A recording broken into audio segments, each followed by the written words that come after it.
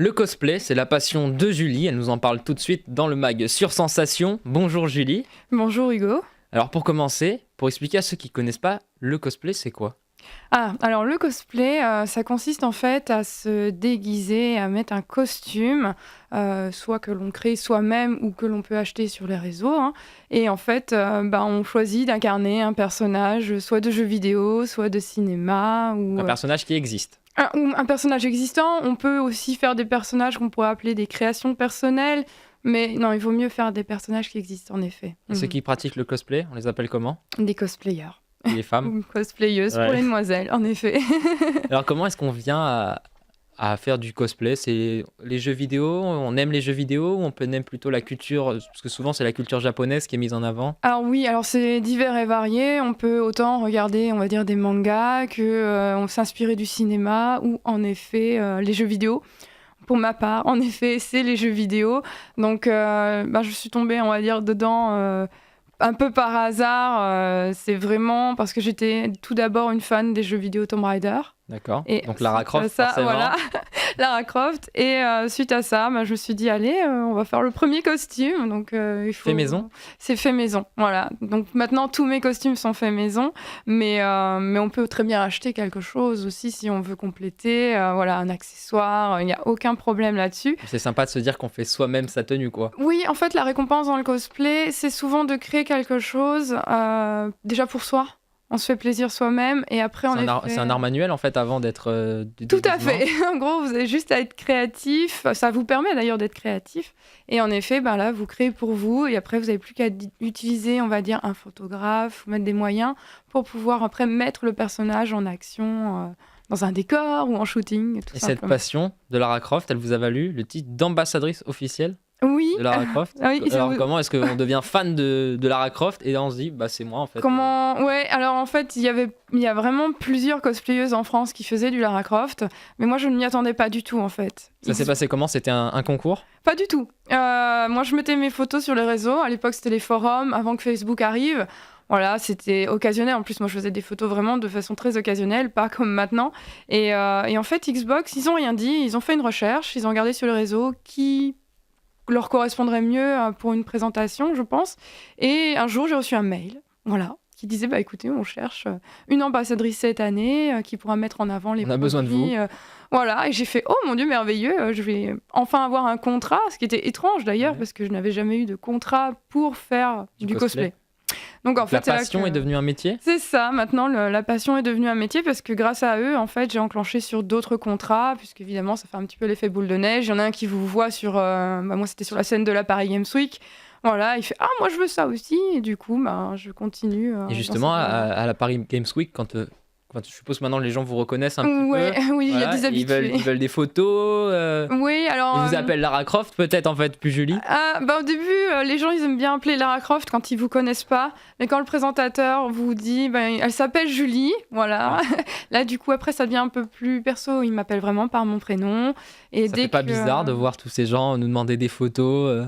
Des goodies aussi, puisque je distribue les goodies aussi. Mais si, c'est agréable, mais c'est bien parce que du coup, ils ont l'impression que. Enfin, imaginez-vous, Lara Croft vous distribue en personne, ou vous remet une Xbox, ou vous remet un produit qui vous plaît. Donc c'est assez sympa en effet. Vous avez également été amené à être jury ? Cosplay. Alors maintenant, oui, principalement, mes activités sont invitées cosplay. Donc ça veut dire qu'en fait, on est rémunéré pour aller sur un salon. Donc ça, c'est génial. Et en effet... vivre de sa passion. Pour les concours, il y a toujours des concours cosplay. C'est ce qui marche en fait sur un événement.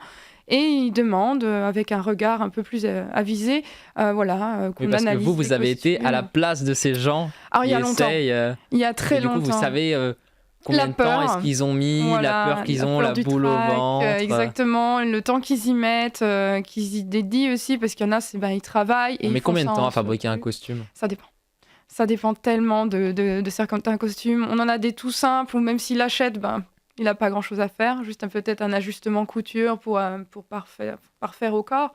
Mais sinon, non, s'il y a des très gros costumes, on peut passer tout de suite à 60 heures, 200 heures de travail. Ah oui, donc quand on ne fait pas ça à plein temps, ça prend énormément de temps. Il y a des personnes, elles font ça le soir quand elles rentrent après le travail. D'accord. Donc ça Donc leur la prend, nuit et... oui, ou quelques heures avant d'aller au lit, mais en effet, c'est compliqué. Elles font ça sur des mois. Elles anticipent un événement peut-être 1 an à l'avance. Et votre costume préféré à vous, c'est quoi? Maintenant, c'est Cassandra. Assassin's Creed, voilà, ils ont sorti un nouveau jeu et je suis tellement hypée par ce personnage que, voilà, il y a Lara Croft encore, mais je préfère Cassandra maintenant. Alors en 2019, vous avez été élue Miss Mermaid France 2019. Alors Oui. c'est un concours officiel de sirènes de France. Oui. Alors l'année prochaine, en 2020, qu'est-ce que vous ferez? Du coup, je pars en Égypte pour faire Miss Mermaid, pour représenter la France, pour faire Miss Mermaid internationale. En fait, c'est comme Miss France. Tout le monde rêve de Miss Exactement France la et même vous chose. êtes Miss Sirène. Voilà, c'est très original. Donc j'ai fait ça en parallèle du cosplay. Je me suis préparée physiquement parce que j'aimais déjà nager à la base. Et Donc en il y a des effet, épreuves, il y a oui. des épreuves de nage C'est et... vraiment une épreuve. En fait, C'est Miss physique, en Mermaid, fait. c'est sportif.